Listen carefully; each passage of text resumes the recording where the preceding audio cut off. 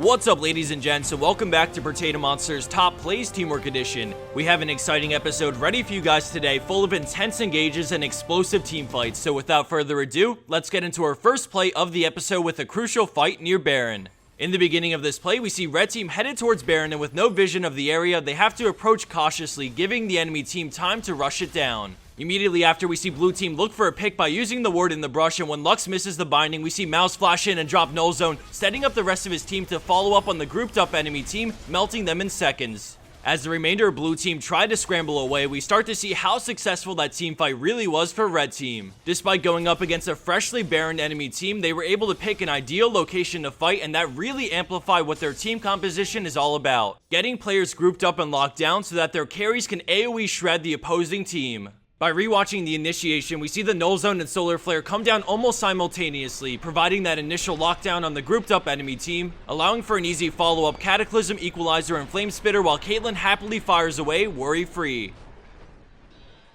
And for a second play, we switch gears from a teamfight at Baron and bring the action over to mid lane as we follow Thresh, who's rotating to his tower to defend the push from the enemy team. All of a sudden, he turns around and fires out the hook, hitting Shyvana and going in, but watch carefully as Vi follow-up engages with the ball on her, synergizing with Thresh's initial engage to bring a massive follow-up shockwave to the fight. By synergizing their abilities, they're able to kill the enemy ADC before Blue Team can do a single thing about it, resulting in a near ace for Red Team despite starting the fight in a 4v5 scenario. It just goes to show that team comp synergy has a powerful hidden potential that can only be unlocked with correct timing and positioning.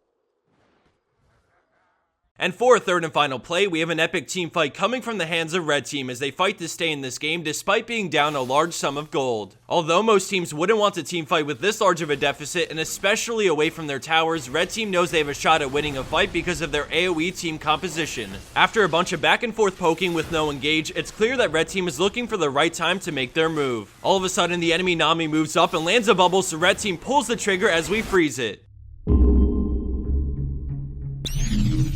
The friendly team is down a lot of gold, so they need to make something happen this fight as they all spring into action.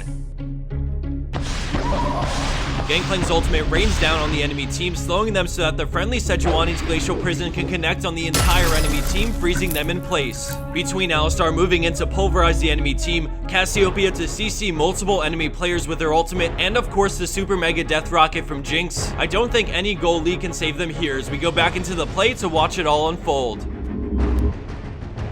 GP's ultimate to help his team move in, the 5-man stun from Sejuani, and then follow up from every other player to CC and AoE the enemy team down absolutely destroys Blue Team in just a few seconds. By forcing a high-risk, high-reward fight next to Dragon and utilizing their strengths, they take the Ace and Dragon off of this play, clawing them back into a game that looked grim at just 19 minutes in. Thanks everyone for watching, and don't forget to submit your plays that showcase teamwork to Protatomonster.com/upload.